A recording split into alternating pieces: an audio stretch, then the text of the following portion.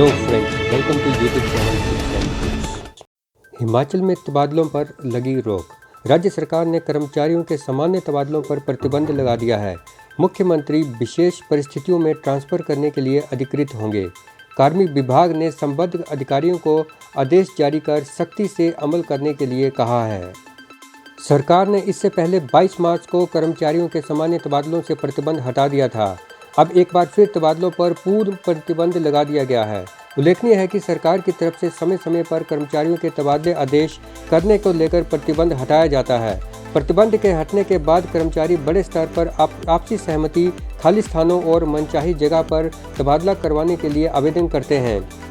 इसके बाद सरकारी स्तर पर स्वीकृति मिलने की स्थिति में आदेशों पर अमल किया जाता है।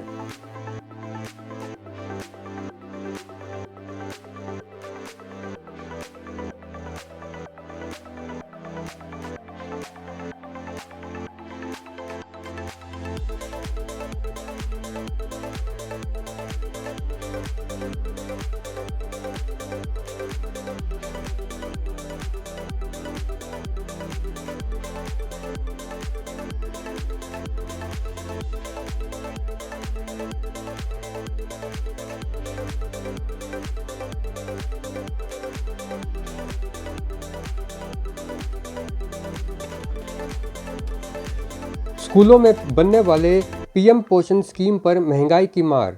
हिमाचल के सरकारी स्कूलों में पीएम स्कीम के तहत पकने वाले मध्याह्न भोजन का स्वाद महंगाई की वजह से फीका होता जा रहा है।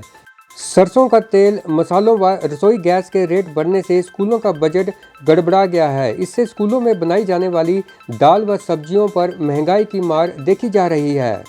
सरकार द्वारा पीएम पोषण स्कीम में प्रति छात्र के डाइट रेट का न बढ़ना इसका प्रमुख कारण है। गौरतलब है कि प्राइमरी स्कूलों में प्रति छात्र 4 रुपये 97 और अपर प्राइमरी स्कूलों में प्रति छात्र 7 रुपये 45 पैसे की ग्रांट दी जा रही है। हालांकि इन स्कूलों में दिए जाने वाले चावल फ्री में बच्चों को सरकार देती है।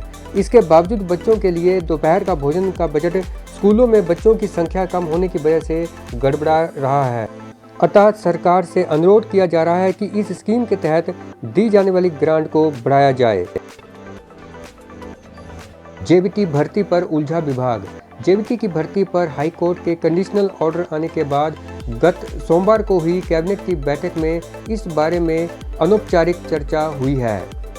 हालांकि कैबिनेट भी कोई क्लियर फैसला नहीं ले पाई, लेकिन ये कहा गया कि इन भर्तियों को आगे बढ़ाया जाए। इसके बाद शिक्षा विभाग हाईकोर्ट से आए फैसले पर लीगल राय लेना चाह रहा है, ताकि जेबीटी के इन पदों पर बीएड की नियुक्ति होने के साथ में लगी कंडीशन को पहले रखा जा सके।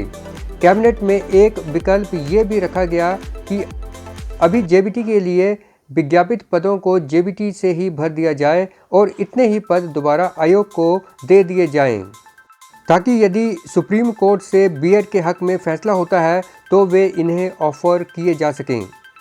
लेकिन दुविधा टीचर एलिजिबिलिटी टेस्ट की वैलिडिटी पर है।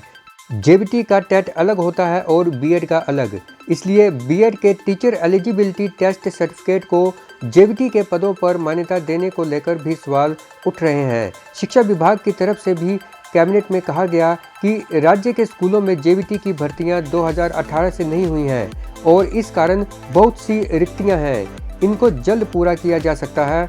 एक सुझाव एसएमसी पर नई भर्तियां करने पर भी आया, लेकिन उस पर सहमति नहीं बनी। अब देखना यह है कि हाईकोर्ट से आए फैसले को किस तरह से लागू करने के लिए हमीरपुर कर्मचारी चयन आयोग को सरकार लिखती है। चयन आयोग भी इस बारे में राज्य की ओर से पत्र का इंतजार कर रहा है। छंटनी ने बढ़ाई आउटसोर्स कर्मचारियों की टेंशन। प्रदेश आउटसोर्स कर्मचारी महासंघ का एक प्रतिनिधिमंडल अध्यक्ष शैलेंद्र शर्मा की अध्यक्षता में जल शक्ति विभाग मंत्री महेंद्र सिंह ठाकुर से मिला। आउटसोर्स कर्मचारी महासंघ के अध्यक्ष शैलेंद्र शर्मा ने नीति निर्माण में हो रही देरी और इस दौरान विभागों, बोर्डों और निगमों से निकाले जा रहे आउटसोर्स कर्मचारियों के लिए चिंता जताई। उन्होंने इस मुद्दे को गंभीरता से लेते हुए उचित कार्रवाई की मांग की। उनका कहना है कि कई विभागों से आउटसोर्स कर्मचारियों की छंटनी की जा रही है। इस पर सवाल ये उठता है कि जिस शोषण से आउटसोर्स कर्मचारियों को राहत देने के लिए सरकार ने ये कदम उठाया था और उनके ऊपर मुख्यमंत्री ने आश्वासन दिया था कि नौकरी का कोई खतरा नहीं होगा, बावजूद इसके कई कर्मचारियों को उनकी नौकरी से हाथ धोना पड़ा है, जो कि बहुत चिंता का विषय है। नहीं रहे पंडित सुखराम। कांग्रेस के वरिष्ठ नेता एवं पूर्व केंद्रीय मंत्री पंडित सुखराम का 95 साल की अवस्था में निधन हो गया है। सुखराम के बेटे अनिल शर्मा ने बताया कि इलाज के लिए उन्हें नई दिल्ली स्थित अखिल भारतीय आयुर्वेद संस्थान यानी एम्स में भर्ती किया गया था। एम्स में उनका ब्रेन स्ट्रोक का इलाज चल रहा था।